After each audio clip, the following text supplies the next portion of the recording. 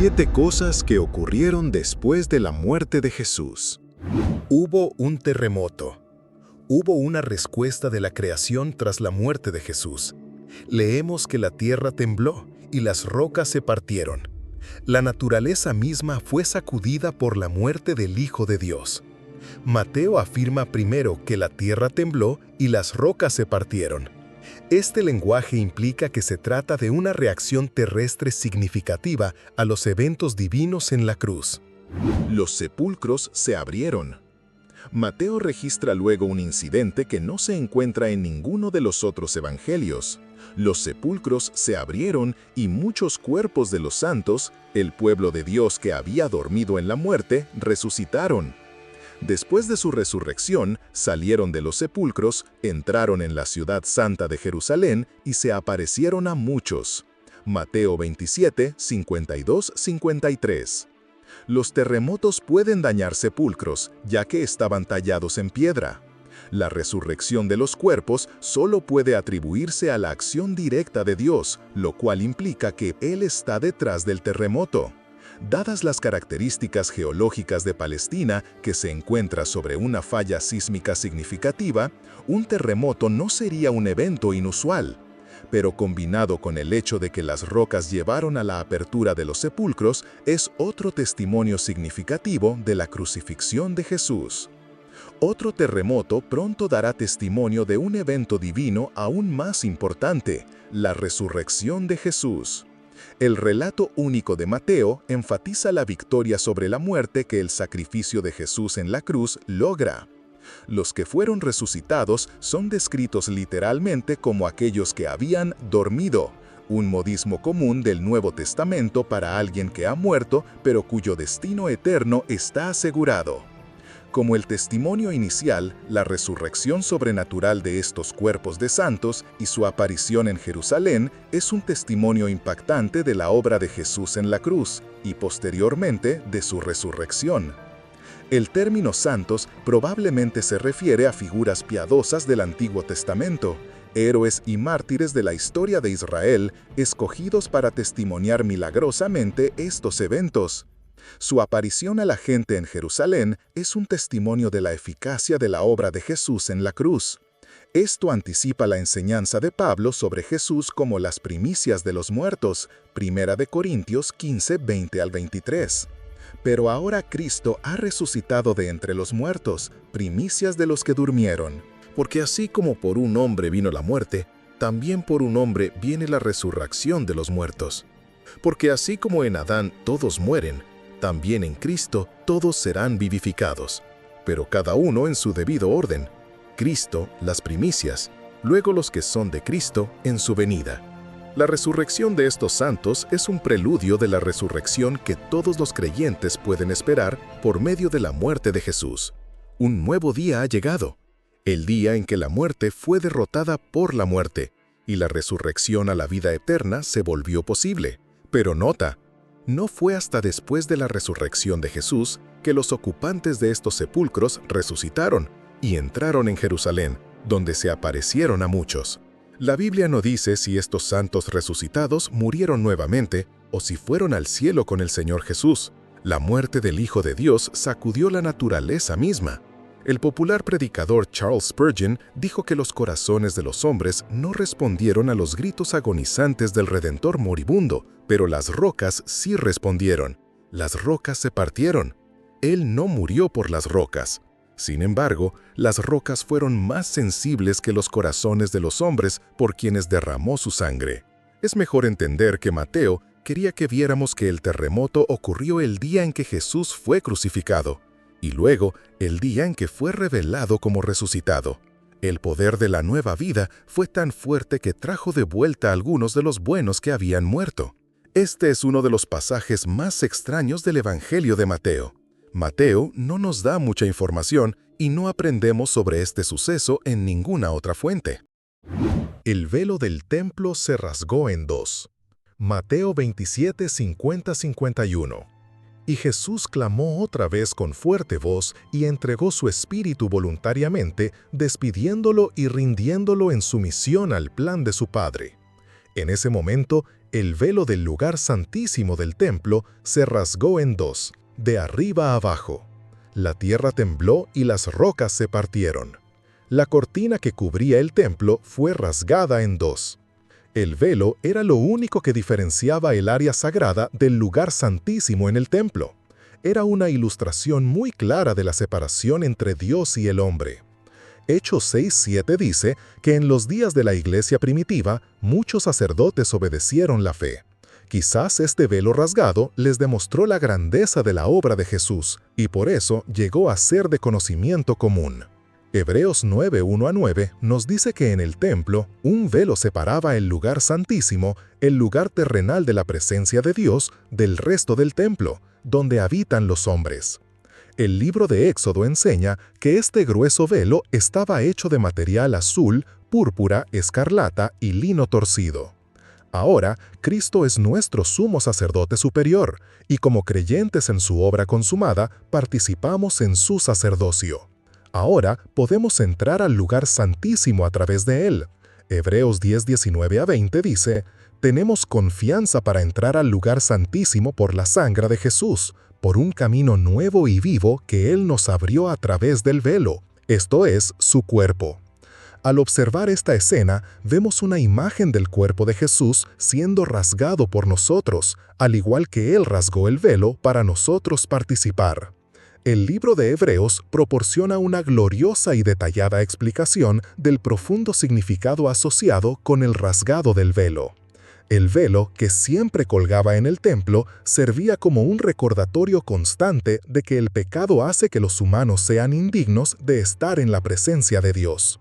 El hecho de que la ofrenda por el pecado se presentara una vez al año, además de los muchos sacrificios diarios, era una ilustración evidente de que el pecado no podía ser verdaderamente expiado o erradicado con simples sacrificios animales. Debido a lo que hizo Jesucristo en la cruz, las barreras que solían separar a Dios y a las personas fueron destruidas, y ahora podemos acercarnos a Dios con confianza y valentía. Hebreos 4:14-16. Por tanto, teniendo un gran sumo sacerdote que ha atravesado los cielos, Jesús, el Hijo de Dios, retengamos nuestra confesión.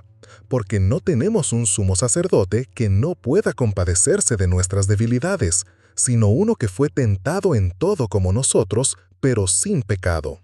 Acerquémonos, pues, confiadamente al trono de la gracia, para alcanzar misericordia y hallar gracia para el oportuno socorro. El cuerpo de Jesús fue rasgado, y también lo fue el velo, significando que ahora podemos acercarnos con valentía a Dios. Tenemos un sumo sacerdote que preside en los tribunales celestiales para asegurar que el creyente tenga acceso pleno. En el momento en que Cristo murió, la pesada cortina tejiva que separaba las dos habitaciones principales del templo fue rasgada por una mano invisible, de arriba a abajo. La muerte del Hijo de Dios también fue acompañada por temblores masivos en el mundo natural, como si hubiera algún tipo de conexión emocional entre la creación inanimada y aquel que la creó. Hubo oscuridad sobre toda la tierra. Mateo 27:45. Desde la hora sexta, mediodía, hubo oscuridad sobre toda la tierra hasta la hora novena. Hubo una densa oscuridad sobre toda la tierra. Ahora se cumplía la Escritura, Amós 8:9. Y sucederá en aquel día, dice el Señor Dios, que haré que el sol se oculte al mediodía y oscureceré la tierra en pleno día. A menudo se le pedía a Cristo una señal del cielo, y ahora la tenían, pero de una forma que mostraba la ceguera de sus ojos. En ese momento de la tarde era mediodía, y la oscuridad continuaría hasta la hora novena, es decir, las 3 de la tarde. Esta oscuridad sobrenatural apareció cuando el sol debía estar en su punto más brillante.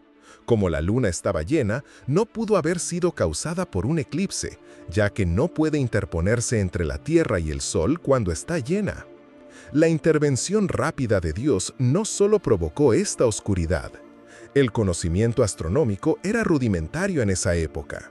Font también menciona un terremoto, lo cual alinea su relato estrechamente con el registro sagrado. La criatura no podía mancillar el aire ante su creador, Por tanto, el sol retiró sus rayos para no presenciar los actos de los impíos. La oscuridad que ocurre en un momento tan crítico puede significar varias cosas. Primero, en la antigüedad la oscuridad estaba asociada con el luto. También se asociaba con la muerte de grandes hombres. Tanto los lectores gentiles como judíos podían entender la oscuridad como una señal cósmica que acompañaba la muerte de un rey. Además, la oscuridad era una señal del juicio de Dios. El soldado que supervisaba la ejecución reconoció que Jesús era inocente. Ahora bien, el centurión y los que con él guardaban a Jesús, al ver el terremoto y las cosas que estaban ocurriendo, se llenaron de gran temor y dijeron: «Verdaderamente este era el Hijo de Dios». Mateo 27, 53, 54. Era trabajo del centurión asegurar que la crucifixión se llevara a cabo correctamente y sin complicaciones. Generalmente estaba a cargo de 100 soldados. Era un soldado de carrera, cuya valentía e inteligencia le permitieron ascender en rango. Debía ser frío y eficiente para tener éxito en esta posición. Este hombre debía obedecer las órdenes de sus superiores. La escena en la crucifixión de Jesús fue tan notable que incluso un endurecido centurión romano reconoció que este era el Hijo de Dios.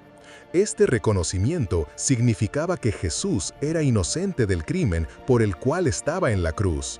El centurión debió haber tenido una mezcla de emociones. Acababa de darse cuenta de que había supervisado la crucifixión de un hombre inocente. Estas no eran las palabras susurradas de un recluta asustado, ni las palabras temblorosas de un conscripto fácilmente manipulado. Eran las conclusiones de un veterano experimentado, un hombre que había visto a innumerables hombres sufrir muertes horribles y era responsable de llevarlos a la muerte. Este centurión estaba bien al tanto de la fuerte condena de los líderes religiosos judíos que pusieron a Jesús en la cruz por blasfemia. Su comandante en jefe, Poncio Pilato, había confirmado la condena de Jesús por hacer esta afirmación. Pero él rechaza la condena y declara cierta la afirmación de Jesús. ¿Por qué? Porque los argumentos a favor de Cristo eran abrumadores. Aunque sin duda había supervisado muchas crucifixiones, esta ejecución fue diferente. ¿Qué vio? Varias escenas de los eventos del arresto, juicio y crucifixión de Jesús se combinaron en una declaración convincente. Pudo haber sido la respuesta de Jesús ante la injusticia que sufrió de manos de su propio pueblo a través del arresto y los juicios. Tal vez fue la respuesta de Jesús a la tortura infligida por el centurión y sus hombres. Uno podría pensar en la dignidad con la que Jesús respondió a la turba que exigía su sangre, como una oveja silenciosa ante sus trasquiladores. Las Escrituras no registran ninguna respuesta de Jesús a los gritos de la multitud. Marcos 15, 11 a 15. Pero los principales sacerdotes incitaron a la multitud para que les soltara a Barrabás. Pilato les dijo: ¿Qué haré entonces con el que llaman el Rey de los Judíos? Y ellos gritaron: ¡Crucifícalo! Pilato les dijo: ¿Por qué? ¿Qué mal ha hecho? Pero ellos gritaron aún más: ¡Crucifícalo! Su preocupación era el perdón, no su escape. La misericordia de Jesús hacia las personas que lo rechazaron y hacia los soldados que lo crucificaron, incluido este centurión, se revela en su respuesta: Padre, perdónalos porque no saben lo que hacen. Lucas 23, 34 a 39. Mientras echaban suertes por las pertenencias de Jesús, su preocupación seguía siendo el perdón. ¡Qué declaración tan poderosa! Mateo 27, 35 a 36. Y cuando lo hubieron crucificado, repartieron sus vestidos, echando suertes. Luego se sentaron y lo vigilaban allí. Si todo esto no lo convenció, vio algo más: la respuesta de la creación. Claramente, el centurión se sorprendió al presenciar un evento tan dramático durante las últimas horas de Cristo, especialmente porque nunca había visto algo igual.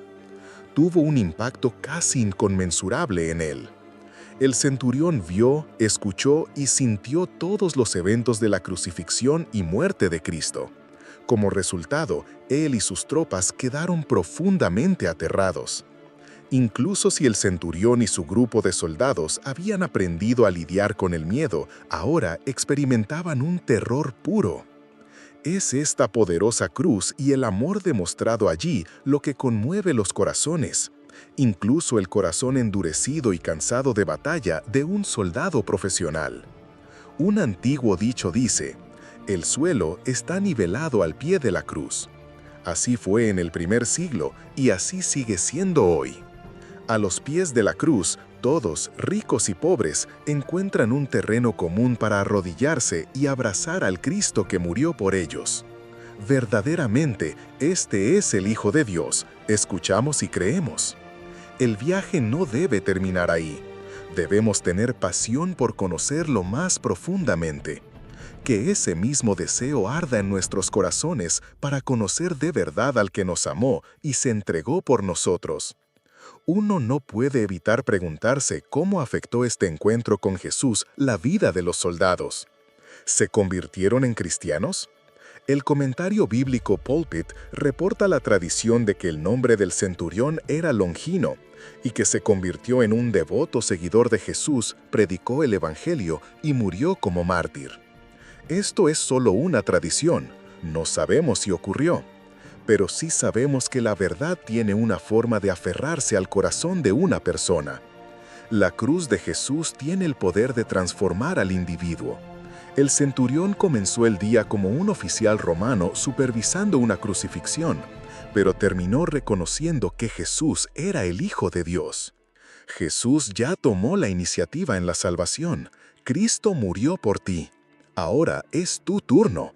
Jesús dio su vida para que podamos recuperar la nuestra. Murió como nosotros para que vivamos como Él. No solo agradó a su Padre, sino que nos ganó como premio. Como sustituto de la humanidad, Jesús sufrió el retiro de la comunión del Padre. Por terrible que fuera, esto cumplió el buen y amoroso plan de redención de Dios. Jesús se apareció a sus discípulos en el camino a Emaús. Tras su resurrección, Jesús se manifestó a 2 de sus seguidores mientras caminaban hacia la aldea de Emaús, a unos 11 kilómetros de Jerusalén. Este episodio, narrado en el Evangelio de Lucas 24, 13, 35, es significativo por varias razones. Los discípulos, Cleofás y otro no identificado, conversaban sobre los acontecimientos recientes relacionados con la crucifixión de Jesús. Estaban tristes y confundidos, sin comprender plenamente lo que había sucedido. Jesús se les acercó y comenzó a caminar con ellos, pero sus ojos estaban velados y no lo reconocieron. Durante el trayecto, Jesús les explicó las Escrituras, desde Moisés hasta los profetas, interpretando todo lo que se refería a él. Al llegar a Emaús, los discípulos le invitaron a quedarse con ellos. Mientras compartían la cena, Jesús tomó el pan, lo bendijo, lo partió y se lo dio.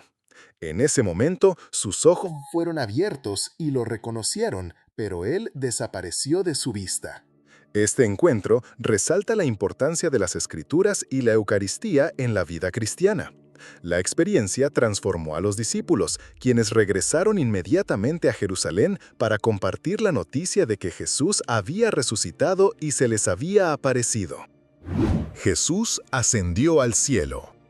40 días después de su resurrección, Jesús ascendió al cielo en presencia de sus discípulos, un evento que marca el final de su ministerio terrenal y el comienzo de la misión de la Iglesia.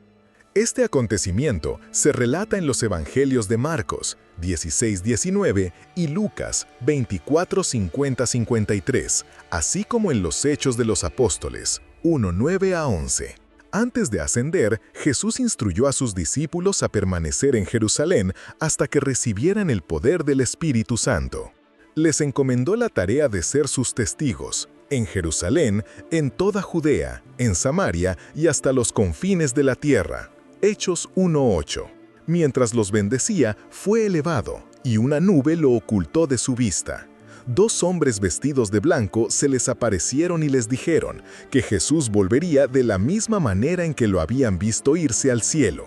La ascensión de Jesús es fundamental en la fe cristiana, ya que confirma su divinidad y su exaltación a la derecha del Padre. También señala el inicio de la misión evangelizadora de la Iglesia y la promesa del regreso de Cristo. Hay quienes consideran esto un mito, o, en el mejor de los casos, una historia teológica. Pero estos son eventos únicos que testifican uniformemente de los actos únicos de Dios en la historia humana. Son testimonios sobrenaturales extraordinarios que confirman la verdad del Evangelio y la realidad transformadora del amor de Cristo. Si este contenido fue valioso para ti, te pido que me apoyes con tu suscripción para que no te pierdas ninguno de nuestros próximos videos. Juntos podemos iluminar más mentes y expandir nuestro entendimiento. Gracias por estar aquí. Que Dios te bendiga.